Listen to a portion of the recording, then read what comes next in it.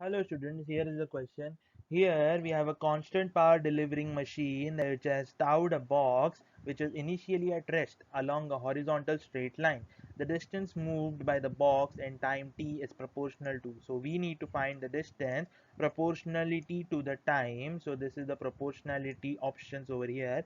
And we know that it is a constant power delivering machine. So constant power delivering machine will have a power equal to force into the velocity, that is the dot product of these two vectors, that is mod of f mod of v into cos theta, the angle between these two vectors. And we know that the force and the velocity have the same direction, so cos of theta becomes cos of 0, which becomes 1. So the power becomes mod of f into mod of v, and the direction of the power is the same direction with the force and the velocity. So here once we have that, we can say that the force is mass, or the force is mass into acceleration, correct, into the velocity becomes power.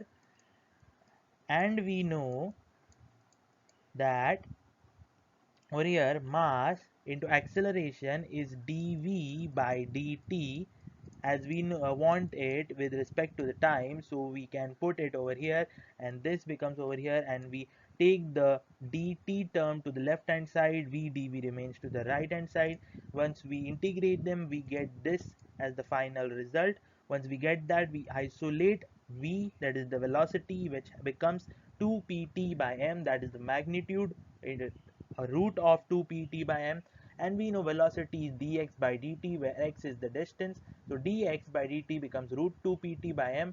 Once we take the t over here, we can see that 2p by m is a constant, and root t dt's integration is t power 3 by 2, so the distance is proportional to the t raised to the power 3 by 2. Thank you.